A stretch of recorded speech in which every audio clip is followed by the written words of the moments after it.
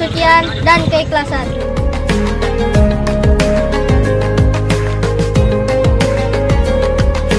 Takbir menggema di langit ilahi, semoga hari kemenangan ini menjadi hakiki.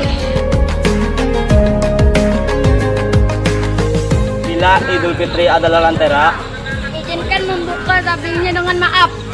agar cahaya menembus jiwa fitrah dari setiap hilaf. Setiap orang pernah membuat kesalahan. Berbuat khilaf adalah sifat, meminta maaf adalah kewajiban, dan kembalinya fitrah adalah tujuan. Kami keluarga besar Raus Sokar Banjarmasin mengucapkan